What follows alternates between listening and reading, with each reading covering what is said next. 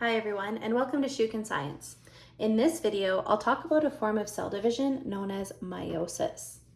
Now, unlike mitosis, meiosis is used to create cells called gametes.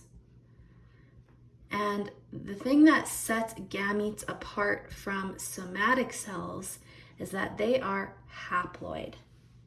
So if you checked out my previous video on mitosis, you know that the goal of mitosis is to take a diploid parent cell and undergo some of these steps to make two identical diploid daughter cells.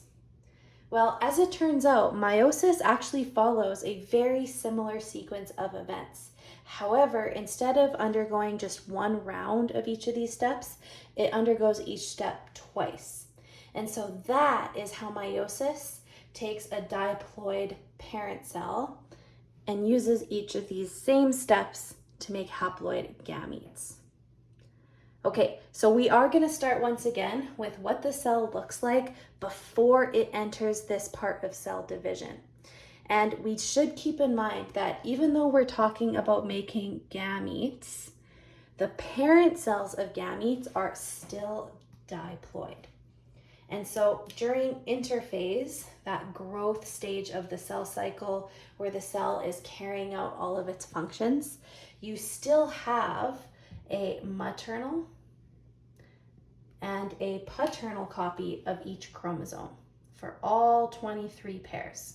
That is still true of the precursor cells of gametes. By the way, we call these germ cells. Germ cells are the diploid cells found inside of our ovaries and testes that will undergo this process to give rise to gametes. So this looks the same so far as mitosis. We should picture 23 pairs of these chromosomes. I'm once again just going to draw out 2 pairs so that it's easier for us to visualize. And I do want to remind us that the correct terminology, because one of these chromosomes is from mom and one is from dad, yet they carry the same genes, the correct vocab to refer to those would be a homologous pair.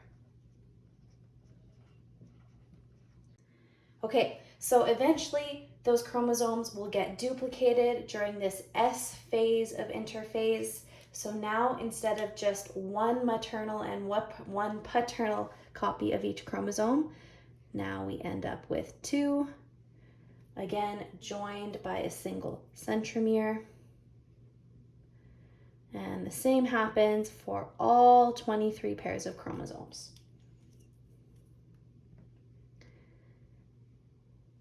And now, because we have copies that are literally identical to one another, they don't just contain the same genes, but the exact same alleles. Now we can refer to each of those pairs as sister chromatids.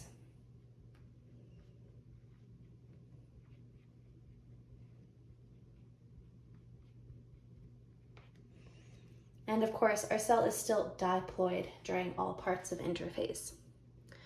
So eventually, once the cell decides it's time to start the cell division process to make some gametes, then we're going to see the chromatin that I should have drawn in this nucleus condense to form chromosomes.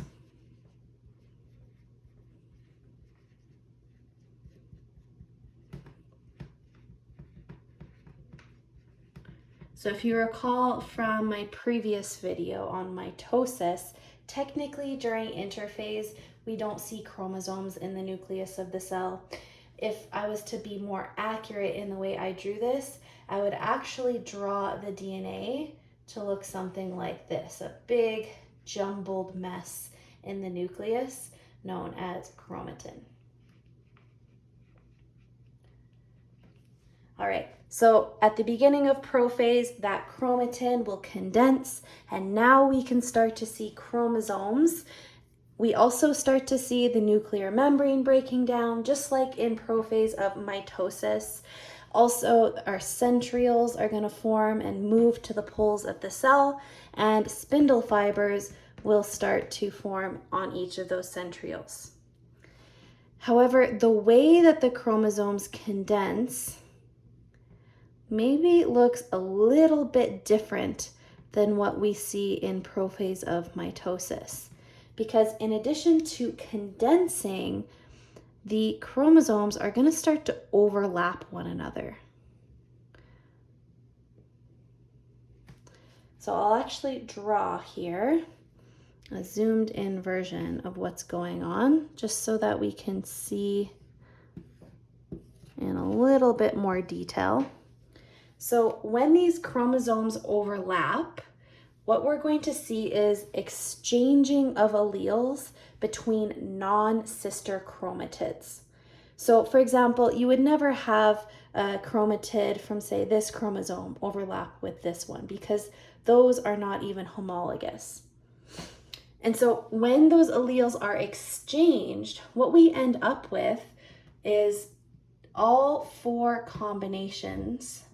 We tend to see some chromosomes that have mostly maternal DNA, so very little exchanging happening there. But in the regions that overlapped on these two non-sister chromatids, we're then going to get a second chromatid that has mostly that maternal DNA, but maybe a chunk of paternal in any spot where it had overlapped. And then same with the paternal one, where it overlapped with the maternal chromatid. We're going to see mostly paternal DNA, but then some chunks of maternal. And then lastly, we're going to see a paternal chromatid that underwent very little crossing over, and so it remains mostly paternal.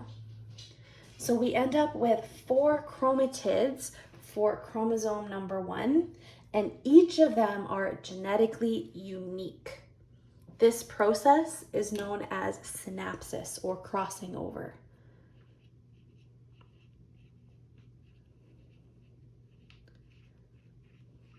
And this is one of the essential processes that happens during meiosis that not only creates haploid gametes, but genetically unique gametes.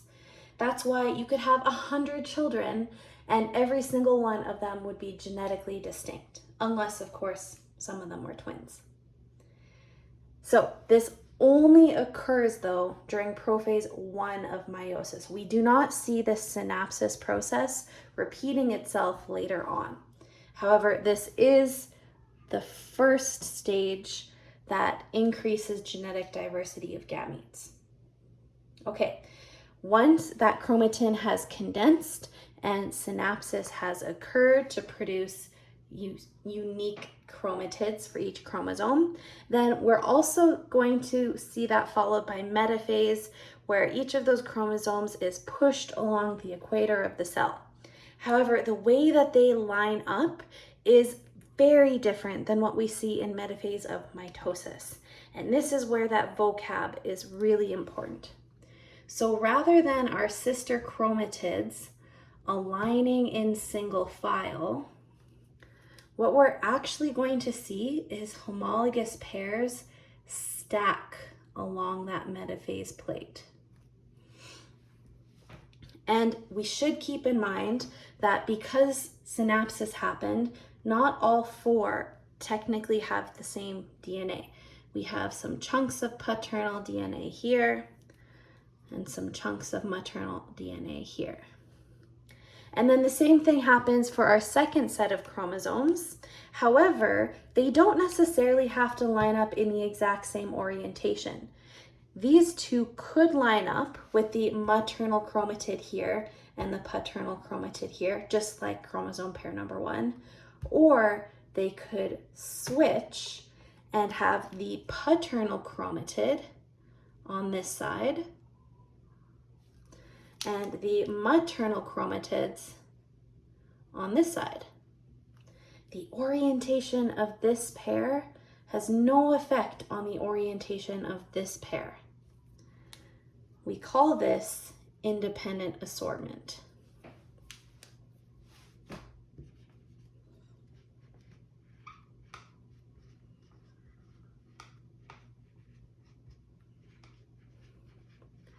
And this is the second process that results in the production of genetically distinct gametes. Because this pair can line up this way or this way, and this pair can line up this way or this way, and the same is true of all 23 pairs. It would be like flipping a coin 23 times to see what the outcome is for each chromosome pair. Now we get a second contributor to genetic diversity. Because if this was flipped, the resulting cells that were produced would look different than if I drew it out this way. And now, of course, the reason why those homologous pairs stack like this is because those spindle fibers attach to the centrioles of each chromatid pair, and they, again, push them to that equator of the cell. And so the correct terminology to use during metaphase I of meiosis would be to say that homologous pairs stack along that metaphase plate.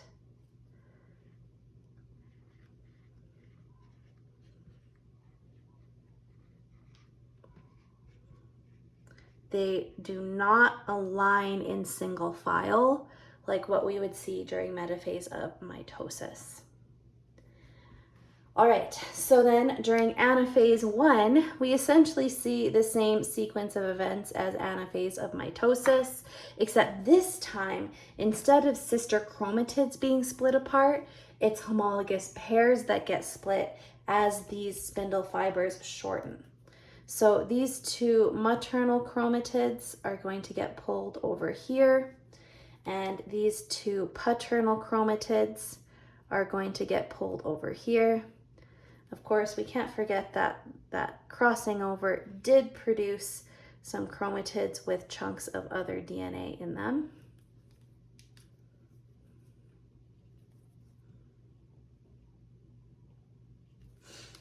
All right, so during anaphase I, this is where we see homologous pairs separating.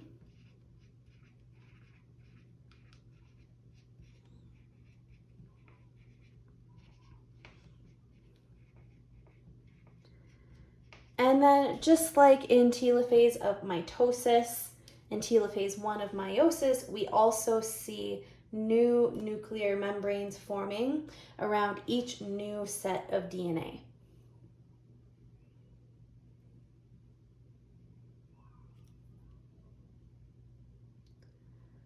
All right.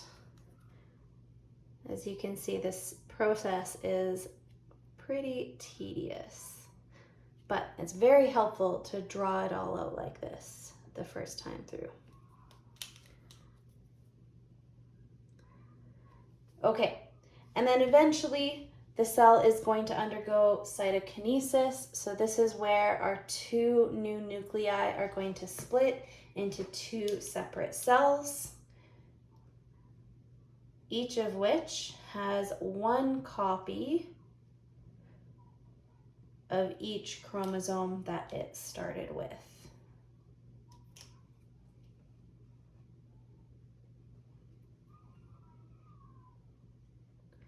And now, because for each copy, it contains mostly maternal or mostly paternal DNA, at this point in time, we would actually say that these two new cells are haploid.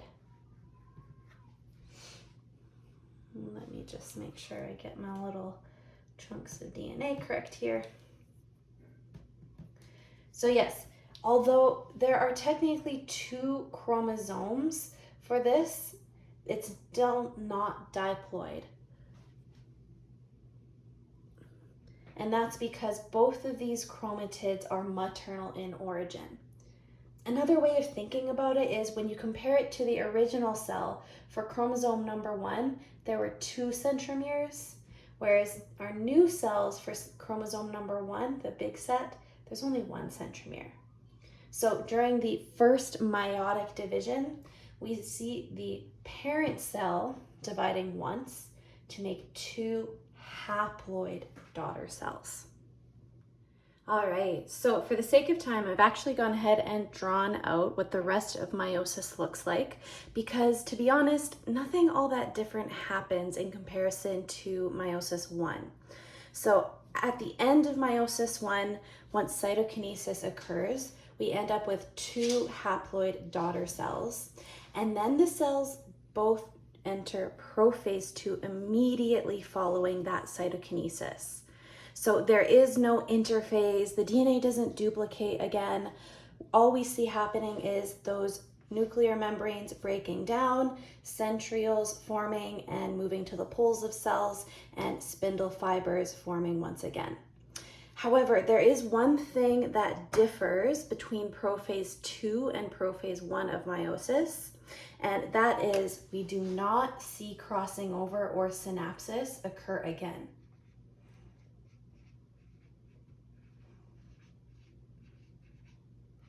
So synapsis only happens during Prophase I of meiosis. And so then the cell will move right into Metaphase II. And what you see in Metaphase II is quite different compared to Metaphase I, because now we have sister chromatids aligning in single file.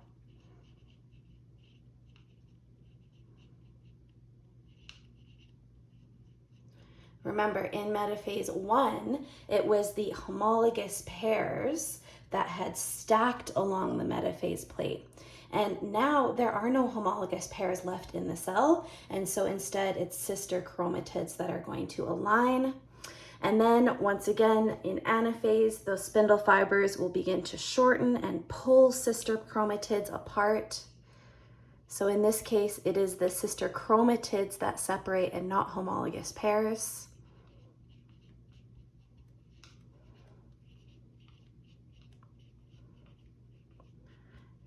And then, of course, during telophase II, we're going to have new nuclear membranes form around the genetic material, and that will, of course, be followed soon after by cytokinesis. So by the end of meiosis II, what we end up with are 4 daughter cells, and not only are each of them haploid, because for each chromosome, they either have the paternal or the maternal copy, but they are also genetically unique. If you recall, the result of that crossing over process in Prophase I led to little chunks of DNA being swapped between the maternal and paternal chromatids. And so not only are these gametes haploid, they are all genetically distinct. They all have slightly different combinations of alleles for all 23 chromosomes. And that's why meiosis through sexual reproduction can produce such incredible diversity, because you could have 100 children and every single one would be genetically unique as a result of that crossing over and independent assortment in meiosis I. And that's meiosis. Thanks, everyone.